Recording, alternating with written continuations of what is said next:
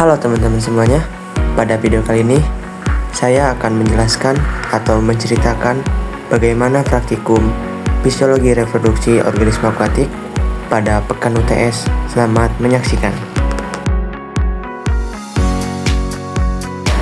Pada praktikum minggu kedua berjudul ciri seksual primer dan sekunder pada anatomi organ reproduksi kelompok Teleostei. Teleostei merupakan kelompok ikan dengan tulang keras sejati insan yang berada dalam rongga tertutup oleh tutup insang serta tubuh yang dilindungi oleh sisik. Ikan ini memiliki testis yang terdiri dari dua bagian utama, yaitu intertubular dan tubular. Menurut Junior 2017, ciri seksual primer pada ikan ditandai oleh keberadaan organ yang berperan langsung dalam proses reproduksi, yaitu ovarium beserta salurannya pada ikan betina dan testis dengan salurannya pada ikan jantan. Identifikasi organ reproduksi ini dilakukan dengan membuka rongga perut untuk menemukan gonad jantan atau testis beserta salurannya, atau gonad betina atau ovarium beserta salurannya. Ovarium terdiri dari oogonia dan jaringan pendukung atau stroma. Organ ini terletak di bagian atas rongga tubuh, terhubung melalui mesofaria dan berada di bawah atau di samping gelembung renang. Jika ada saat matang, ovarium bisa mencapai hingga 70% dari berat tubuh ikan. Pada ikan muda, ovarium biasanya berwarna keputih-putihan dan berubah menjadi kekuningan saat mencapai kematangan. Menurut Yunita et al. 2024, testis gonad jantan bersifat internal dan memiliki bentuk memanjang, umumnya berpasangan. Testis ini terletak di bagian atas rongga tubuh, terhubung melalui mesorhizium dan berada di bawah atau di samping gelembung gas. Jika ada testis terdiri dari folikel-folikel tempat spermatozoa berkembang. Ukuran dan warna gonad dapat bervariasi tergantung pada tingkat kematangan, dengan berat yang dapat mencapai 12% atau lebih dari berat tubuh ikan. Sebagian besar testis berwarna putih, kekuningan, dan memiliki permukaan halus. Di sini ada beberapa langkah atau prosedur saat melakukan praktikum pada minggu kali ini. Yang pertama, siapkan baki, alat bedah, pisau, lap basah atau lap basah, kamera buat dokumentasi, buku gambar, alat tulis, timbangan, penggaris pada masing-masing meja di tiap kelompok. Setiap kelompok mengambil ikan dengan jenis yang berbeda-beda sebanyak 1 ekor dengan kelamin acak. Yang ketiga, ikan ditimbang untuk mendapatkan berat awal. Keempat, dokumentasikan posisi tampak luar setiap ikan dengan kepala menghadap ke kiri. Kelima, mengidentifikasi ciri kelamin sekunder dari tiap ikan yang dimiliki. Selanjutnya, menentukan dugaan jenis kelamin ikan tersebut, apakah jantan atau betina. Yang keenam itu membandingkan dengan kelompok lainnya yang memiliki jenis ikan dengan kelamin berbeda, apakah tanda-tanda ciri seksual dan primernya itu sama atau beda. Yang ketujuh, membedah bagian perut dimulai dari lubang urogenital menuju arah operculum. Yang kedelapan, dokumentasikan kembali ikan dengan posisi tampak dalam rongga perut. Sembilannya, mengidentifikasi organ-organ dalam dan menentukan organ hati dan gonad. Yang ke-10, dokumentasikan kembali posisi tampak organ hati dan gonad yang telah teridentifikasi. Ke-11, menimbang organ hati, posisi tampak organ hati dan gonad secara terpisah dari tubuh. Ke-13, menggambar dengan tangan bentuk asli dari organ dalam serta organ reproduksi ikan. Terakhir, bandingkan hasil yang didapat dengan literatur yang sudah disiapkan atau yang sudah dicari di literatur Google Scholar. Hasilnya, ikan nila jantan dan betina dapat dibedakan melalui ciri-ciri tertentu. Ikan nila jantan memiliki tonjolan atau papila di bagian belakang dekat anus dengan satu lubang sebagai tempat keluarnya sperma dan urin. Sementara itu, ikan nila betina memiliki benjolan namun dengan dua lubang. Lubang pertama berbentuk seperti bulat sabit yang berfungsi sebagai tempat keluarnya telur, sedangkan lubang lainnya berbentuk bulat sebagai tempat keluarnya urin. Menurut Sapitri 2017. Selanjutnya, pada ikan mas betina memiliki lubang genital yang lebih bulat dan besar. Saat dewasa, mereka memiliki genital yang disebut ovipositor yang berfungsi untuk mengeluarkan telur saat pemijahan. Awalnya saya mengira ikan emas yang kami bedah adalah ikan jantan, akan tetapi ketika kami bedah dan telah lebih jauh tentang genitalnya, ikan emas jantan memiliki lubang genital yang lebih sempit dan runcing. Selama musim pemijahan, mereka cenderung memiliki pembengkakan di area genital yang dapat membantu dalam pelepasan sperma. Secara umum, terdapat beberapa ciri fisik yang dapat membantu membedakan betina dan jantan. Jantan seringkali tubuhnya ramping dan betina cerah selama musim pemijahan.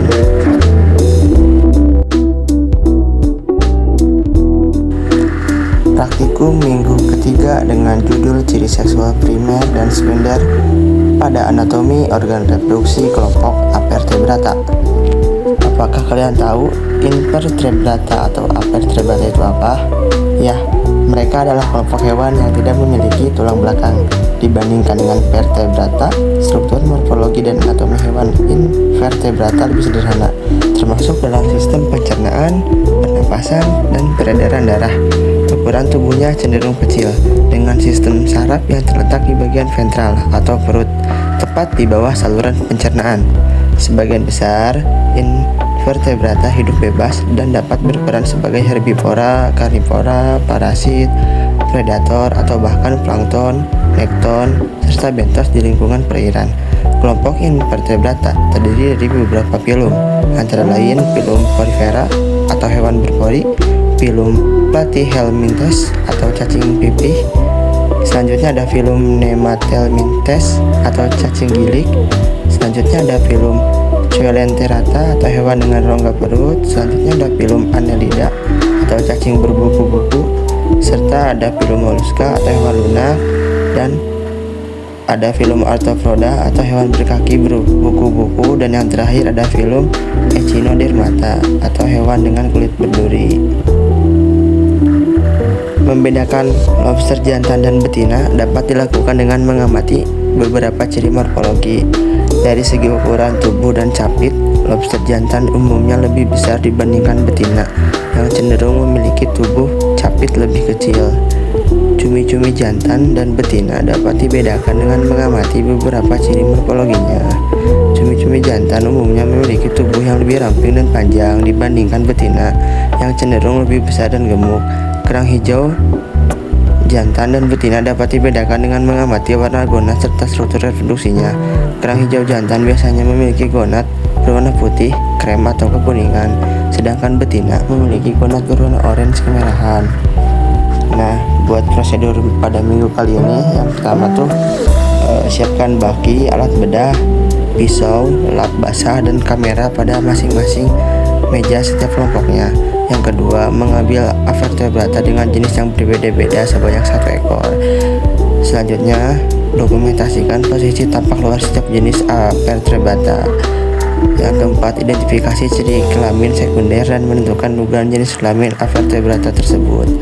Yang kelima, bandingkan dengan kelompok lain yang memiliki jenis ikan dengan kelamin berbeda, apakah sama atau beda hasilnya. Yang keenam, bedah bagian tubuh Avertebrata dan mendokumentasikan anatomi organnya. Yang ketujuh, identifikasi organ-organ dalam dan menentukan organ hati dan gonad. Kedelapan, dokumentasikan posisi tampak organ hati dan gonad yang telah teridentifikasi. Kesembilan, mendokumentasikan posisi tampak organ hati dan gonad secara terpisah dari tubuh. Prosedur yang terakhir yaitu membandingkan hasil yang didapat dengan literatur yang telah dikumpulkan pada tugas minggu sebelumnya, yaitu pada ciri seksual primer dan sekunder pada kelompok Telestei. Nah, hasil yang didapat pada praktikum kali ini adalah lobster jantan dapat diidentifikasi dengan sebuah ciri, yaitu ada terdapat tanda merah di bagian ujung penjepit. Sedangkan pada betina ada seperti berbentuk benjolan merah, tetapi lebih pendek dari lobster jantan. Sedangkan pada kepiting yang jantan ditandakan dengan memiliki sepasang capit panjang dan lebar. Sedangkan pada kepiting betina, mereka memiliki capit yang pendek dan kecil dibanding si jantan. Sedangkan pada udang betina didapatkan hasil berupa pematangan gonad, dicirikan dengan ovari pada tubuhnya kelihatan berwarna oranye. menandakan si udang betina ini udah matang gonatnya.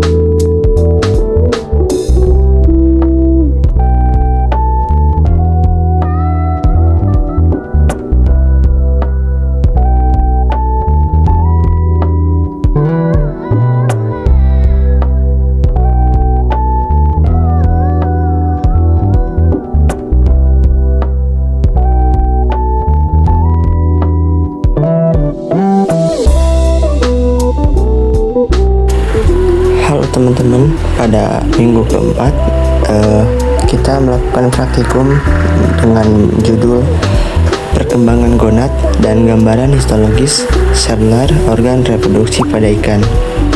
Nah, yang pertama, gonad merupakan organ reproduksi pada ikan yang terbagi menjadi dua jenis, yaitu gonad pada ikan jantan yang disebut testis dan gonad pada ikan betina yang disebut ovarium. Testis sendiri berfungsi menghasilkan spermatozoa, sedangkan ovari berfungsi menghasilkan telur atau ovum. Tingkat kematangan gonad ialah tahapan perkembangan gonad sebelum dan sesudah ikan memijah. Semakin meningkat kematangan gonadnya, telur dan sperma ikan semakin berkembang. Selama proses produksi atau selama proses reproduksi, sebagian energi dipakai untuk perkembangan gonad. Bobot gonad ikan akan mencapai maksimum saat ikan akan memijah, kemudian akan menurun dengan cepat selama proses pemijahan berlangsung sampai selesai. Pernyataan tersebut tercantum dalam literatur Deng et al. 2022. Indeks kematangan gonad antara satu spesies ikan dengan spesies lainnya akan saling berbeda. Kenapa bisa? Hal ini disebabkan karena indeks kematangan gonad satu spesies ikan sangat dipengaruhi oleh berat gonad dan berat tubuh ikan itu sendiri. Dasar yang dipakai untuk menentukan tingkat kematangan gonad dengan cara morfologi atau bentuk, ukuran panjang, dan berat, serta warna dan perkembangan isi gonad yang dapat dilihat. Pada minggu kali ini, prosedur yang dilakukan yang pertama, siapkan baki, lap basah, serta alat tulis menggaris pada masing-masing kelompoknya. Yang kedua, setiap kelompok mengambil induk ikan atau udang. Yang ketiga, setiap mahasiswa melakukan kateterisasi terhadap induk. Yang keempat, lakukan pembedahan terhadap induk ikan atau udang. Yang kelima, gonad atau telur diamati dengan mengukur diameter dan keseragamannya. Yang keenam, membandingkan hasil yang didapat dengan literatur yang sudah dicari sebelumnya. Yang terakhir, bersihkan meja dan lingkungan setelah praktikum selesai. Nah, hasil yang didapat oleh kelompok kami yaitu ikan lele jantan yang sudah diidentifikasi gonadnya ternyata sudah mencapai TKG 2, sedangkan pada betina ada 2 ikan lele yang mencapai TKG berbeda. Yang pertama ada TKG 3 dan TKG 4. Pada udang yellow cherry, gamet betinanya sudah menunjukkan TKG 2. Pada ikan mas gonad jantan baru mencapai TKG 1 karena gonadnya terlihat masih kecil dan belum berkembang secara kasat matanya gitu. Sedangkan betina sudah mencapai TKG 2.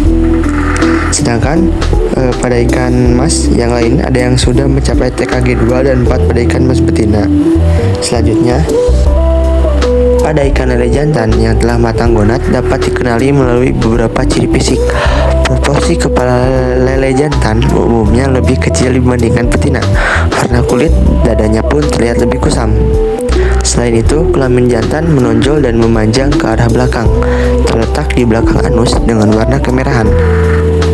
Lele jantan juga cenderung lebih aktif bergerak. Tekstur kulitnya terasa lebih halus dan terdapat bintik-bintik kecil di sekitar sirip dorsal. Untuk memastikan tingkat kematangan gonad atau TKG, perlu dilakukan pembedahan dan pengambilan gonad atau testis untuk diamati ukurannya, warnanya, dan pengisiannya terhadap rongga abdomen. Pernyataan tersebut menurut Mantai Borbir et al. 2022.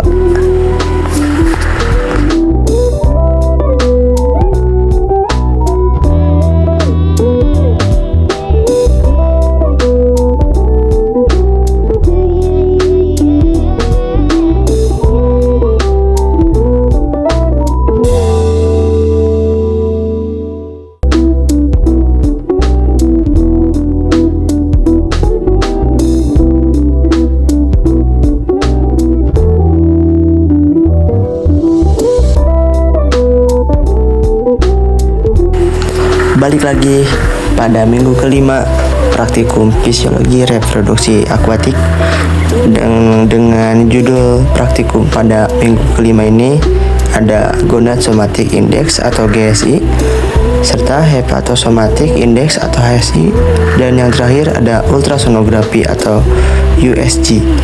Kematangan gonad adalah tahapan tertentu pada ikan sebelum dan sesudah memijah. Perkembangan gonad ikan dapat diamati secara makroskopis, yaitu dengan mengamati rongga perut ikan, sedangkan untuk pengamatan mikroskopis yaitu dengan histologi gonad.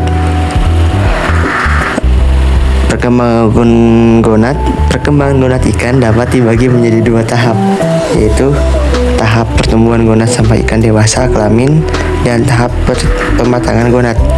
Tahap pertama berlangsung mulai dari ikan menetas hingga mencapai dewasa kelamin, dan tahap kedua dimulai setelah ikan mencapai dewasa dan terus berkembang selama fungsi reproduksi masih tetap berjalan normal. Selama fase reproduksi ikan, perkembangan oosit di dalam ovari menyebabkan terjadinya peningkatan nilai Gonad Somatic Index atau GSI serta penurunan Hepatosomatic Index atau HSI dan peningkatan fecunditas serta diameter telur. Perkembangan oosit disebabkan oleh adanya pengalokasian kuning telur di ovari secara optimal selama proses pitelogenesis yang distimulasi oleh hormon steroid yaitu estradiol 17. Nah, selanjutnya Gonadosomatic Index atau GSI yaitu suatu nilai dalam persentase sebagai hasil dari perbandingan antara bobot gonad dengan bobot tubuh ikan dan dikalikan dengan 100%.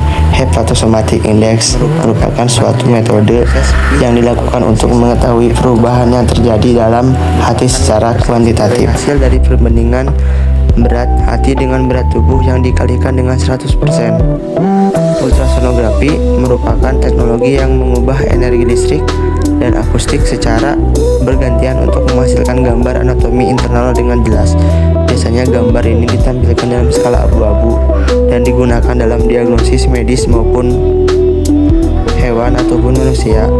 Prosedur yang dilakukan pada minggu kali ini yang pertama, siapkan baki, alat bedah, serta lap basah. Yang kedua, setiap kelompok mengambil ikan dengan jenis yang berbeda-beda. Ketiga, ikan ditimbang untuk mendapatkan berat awal. Keempat, dokumentasikan posisi tampak luar setiap ikan dengan kepala menghadap ke kiri. Yang kelima, bedah bagian perut dimulai dari lubang urogenital menuju arah operculum. Yang keenam, dokumentasikan posisi tampak dalam rongga perut. Selanjutnya itu identifikasi organ-organ dalam dan menentukan organ hati, serta menimbang organ hati gonad ikan secara terpisah. Terakhir, dokumentasikan posisi tampak organ hati dan gonad secara terpisah dari tubuh, serta bandingkan hasil yang didapat dengan literatur. Nah, prosedur yang kedua ada cara menggunakan kateter atau cara kateter. Yang pertama, siapkan ikan dan kateter yang akan digunakan. 2. Masukkan selang kateter ke dalam lubang kelamin sedalam 5 atau 10 cm. Yang ketiga, salah satu ujung selang disedot dengan mulut. Yang keempat, amati telur atau sperma yang keluar dan buatlah dengan tingkat kematangan gonad dari ikan tersebut. Selanjutnya ada prosedur USG, yaitu ikan ditempatkan di atas handuk basah dalam posisi lateral kanan. Setiap pemeriksaan dibatasi maksimal 2 menit per ikan. Saat menentukan jenis kelamin, probe ultrasonografi ditempatkan dari sirip dada ke arah depan sirip anal. Gambar yang diperoleh dari setiap ikan direkam dalam 2 tampilan, yaitu longitudinal memanjang atau transversal melintang untuk dianalisis. Analisis mencakup bentuk, ukuran, serta pola ekogenisitas gonad. Semua gambar digitalkan dalam format CPG atau disimpan dalam analisis perbandingan untuk membedakan ovarium pada ikan betina dan testis pada ikan jantan. Hasilnya yang didapat pada praktikum kali ini adalah jenis ikan lele tumbuhnya mencapai 90 gram, bobot gunatnya 0,007 gram, serta nilai GSI dan HSI-nya bernilai 0,007% dan 0,002%. Selanjutnya, pada ikan nila bobotnya 0,208 gram serta nilai GSI dan HSI-nya 0,061.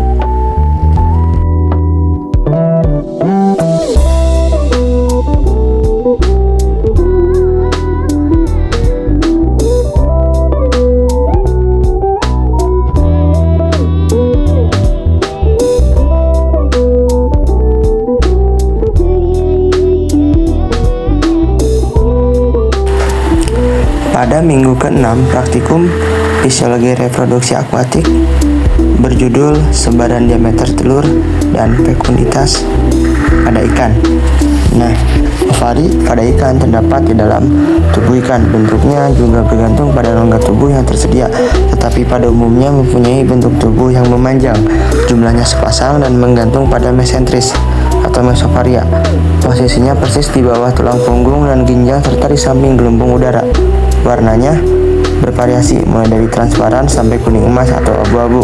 Metode yang umum dilakukan adalah dengan mengkoleksi seluruh gonadnya dari dalam perut ikan. Kemudian contoh telur diambil dari bagian posterior, median, dan anterior. Setelah itu, telur diamati di bawah mikroskop yang telah dilengkapi dengan mikrometer okuler berketelitian 0,1 mm yang telah ditera sebelumnya. Untuk menggambarkan pola distribusi diameter telur ikan, yang dilakukan adalah menentukan sebaran frekuensi diameter. Sebaran frekuensi diameter didapat dengan menentukan selang kelas, nilai tengah, dan frekuensi diameter. Sebaran frekuensi diameter dilakukan, kemudian dapat diplotkan pada sebuah grafik pada histogram untuk melihat distribusi sebaran diameter telur. Fekunditas merupakan jumlah telur yang dimiliki oleh ikan betina sebelum dilepaskan saat proses pemijahan. Fekunditas memiliki keterkaitan dengan faktor-faktor seperti usia, panjang tubuh, berat tubuh, serta spesies ikan. Penentuan fekunditas dilakukan dengan mengambil ovari ikan betina yang matang gonad pada TKG 3 atau 4 serta 5. Fekunditas diasumsikan sebagai jumlah telur yang terdapat dalam ovari pada ikan yang telah mencapai TKG 3, 4, 5.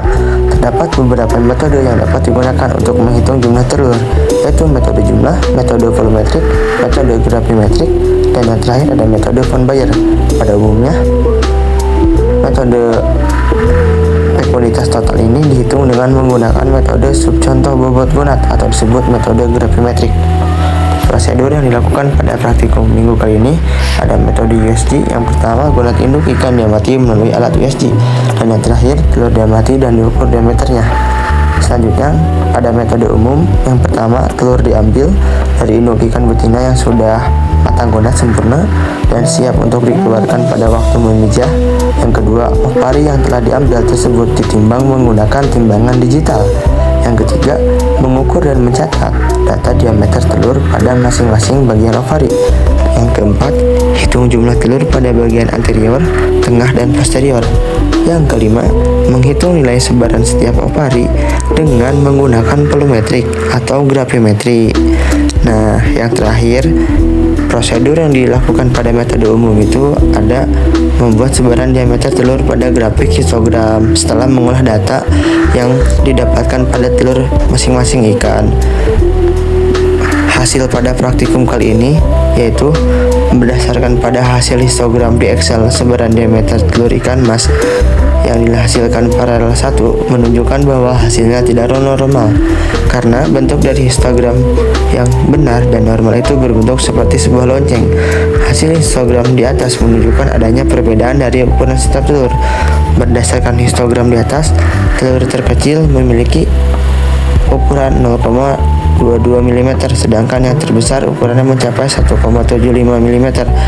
Telur dengan frekuensi terbanyak adalah pada rentang ukuran 0,99 sampai 1,18 mm, sedangkan telur dengan frekuensi sedikit dari rentang 0,22 sampai 0,41 mm.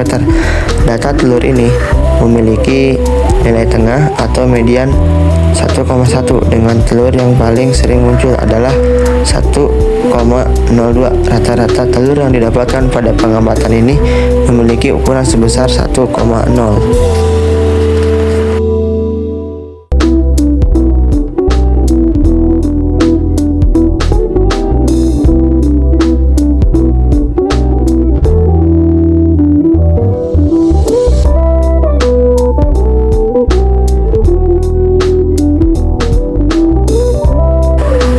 Balik lagi pada praktikum minggu ke-7 fisiologi reproduksi organisme akuatik dengan tujuan praktikum atau judul praktikum pada minggu ke-7 ini yaitu bakal menghitung sebaran telur Demeter yang telah dilakukan pada praktikum sebelumnya pada praktikum minggu ke-7.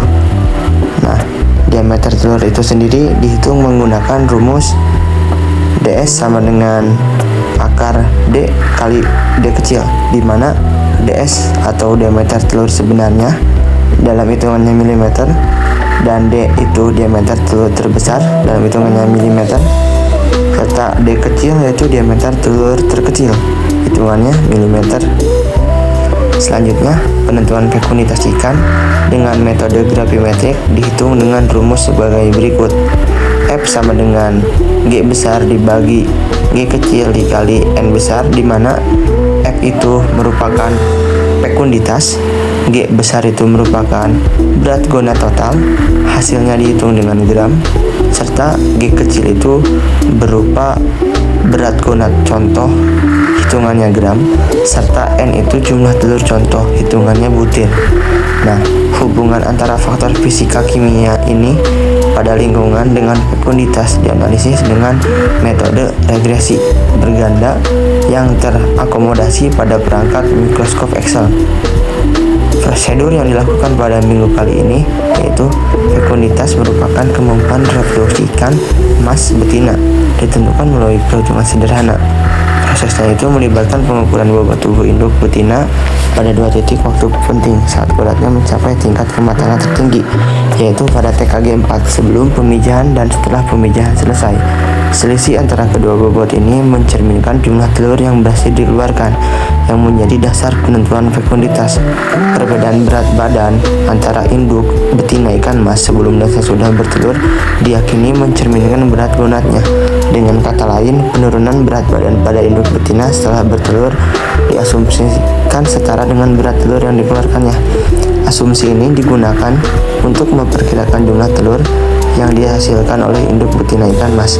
Pernyataan tersebut sama dengan yang dilakukan saat praktikum, yaitu mengukur dan mencatat data diameter telur pada masing-masing bagian ovari. Pengukuran dilakukan setelah ovari tersebut ditimbang menggunakan timbangan digital. Pada waktu praktikum, penghitungan jumlah telur dibagi menjadi 3 bagian. Yang pertama anterior, yang kedua pada bagian tengah, yang ketiga pada bagian posterior.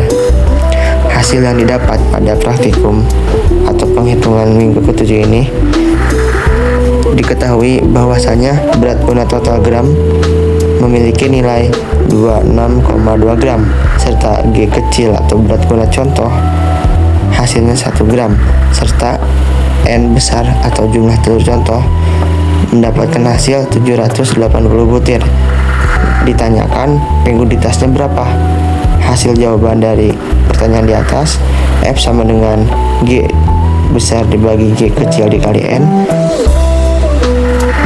sama dengan 26,2 gram dibagi 1 gram dikali 780. Hasilnya mendapatkan 20.436 butir telur pada diameter yang telah dihitung. Berdasarkan penelitian Kamilov et al. 2020, jumlah telur yang dihasilkan ikan mas betina sangat dipengaruhi oleh umur dan ukuran tubuhnya. Ikan mas betina yang berusia antara 3 atau 5 tahun dengan panjang standar antara 32 hingga 27 cm memiliki kemampuan menghasilkan telur atau fekunditas absolut yang sangat tinggi, berkisar antara 131.000 hingga 1.830.000 butir. Jumlah ini jauh lebih besar dibandingkan hasil Perhitungan pada kelompok 9 yang hanya mencatat 20.436 butir telur.